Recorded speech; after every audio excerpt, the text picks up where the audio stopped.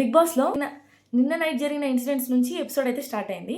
And దాంట్లో food దొంగతనం జరగకుండా చూసుకోవడానికి ఒక పర్సన్ అసైన్ చేద్దాము అని చెప్పేసి సంజన గారు చెప్తే, ప్రియా ఇంకా శ్రీజ అయితే ఒప్పుకోలేదు.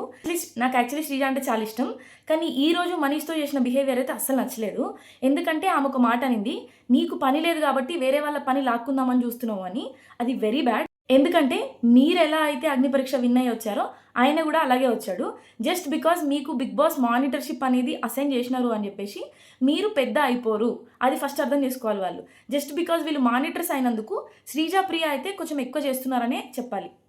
అండ్ హరీష్ గారు సాటర్డే, సండే ఎపిసోడ్స్‌లో ఏదైతే జరిగిందో దాన్నే క్యారీ ఫార్వర్డ్ చేసుకుంటా ఉన్నారు అని అనిపించింది. బిగ్ బాస్‌లో ఒక మాట అంటే ఇంకొక మాట తీసుకోవడానికి రెడీగా ఉండాలి. మీరు మాత్రం పక్క వాళ్ళని ఆడవాళ్ళు, మగవాళ్ళు అని ఏదైనా అంటాను. కానీ వాళ్ళు మాత్రం ఏదైనా అంటే మాత్రం తీసుకోను. ఇది అసలు బ్యాడ్ యాటిట్యూడ్. ఎందుకంటే ఒక డిస్కషన్ అయింది. అది అక్కడే ఎండ్ చేసేలాగా ఉండాలి. అది క్యారీ ఫార్వర్డ్ చేస్తే ఆయన గేమ్‌కి ఎఫెక్ట్ అయితది అని మాత్రం చెప్పగలుగుతా. ఫస్ట్ వీక్‌లో అయితే తనుజ చాలా డల్‌గా, ఇనాక్టివ్‌గా కనిపించింది. కానీ ఈరోజు నామినేషన్స్‌లో మాత్రం ఇచ్చి పడేసిందనే చెప్పాలి. ఫ్లోరా గారికి చెప్పిన పాయింట్స్ గానీ, హరిత, హరీష్ గారికి చెప్పిన పాయింట్స్ గానీ 2 వాలిడ్ అనిపించింది నాకైతే. ఫ్లోరా గారిది చిన్న డిస్కషన్ అయింది. బాత్రూంలో ఎవరిదన్నా సోప్స్ బయట కనిపిస్తే నేను తీసుకెళ్ళి డస్ట్‌బిన్‌లో పడేస్తాను అని చెప్పారు. కానీ అలా చేసే బదులు పక్కన పెట్టేస్తే ఎవరిదో వాళ్ళు తీసుకుంటారు అని చెప్పారు.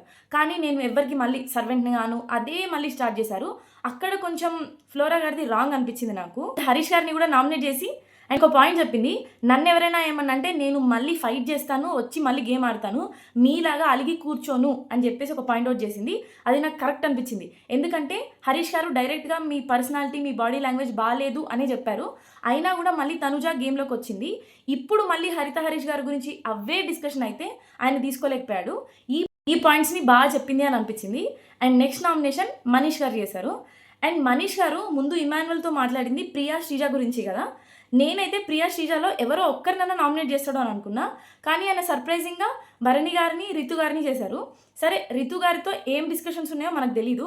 కానీ భరణి గారు ప్రీవియస్ వీక్‌లో ఆయనను సేవ్ చేశారు. డిమాండ్ పవన్‌ని నామినేట్ చేసి ఈయనను సేవ్ చేశారు. ఆ గ్రాటిట్యూడ్‌ని ఉంచుకొని భరణి గారిని నామినేట్ చేయకుండా ఉంటే బాగుండేది అని అనిపించింది. ఎందుకంటే ముందు రోజే శ్రీజ గురించి, ప్రియా గురించి అన్ని మాటలు అన్న మనిషి నెక్స్ట్ డే వచ్చేసి అసలు వాళ్ళని నామినేషన్స్‌లోనే పెట్టలేదు అని అంటే అక్కడ అసలు ఆయన గేమే ఫేక్ అనిపించింది నాకైతే. అండ్ రితుకి, మనీష్‌కి జరిగిన ఆర్గ్యుమెంట్ అయితే ఇద్దరిది వ్యాలిడ్ అనిపించలేదు నాకు. ఎందుకంటే రితు అసలు మాట్లాడనివ్వట్లేదు. పక్క వాళ్ళు చెప్పేది వినకుండా తనే అరుస్తుంది. సో అక్కడ ఓవర్‌లాప్ అయిపోతుంది. So and Manish, Ritu nomination ఏమో గానీ డిమాండ్ పవన్ బలైపోయిండు అని అనిపించింది నాకు. పాపం ప్రతిసారి పవన్ నువ్వు చెప్పు, పవన్ నువ్వు చెప్పు అంటే ఏం చెప్తాడు అక్కడ? ఇద్దరు ఆయన ఫ్రెండ్సే. సో ఆయననైతే చాలా ఇబ్బంది పెట్టినారు అని అనిపించింది.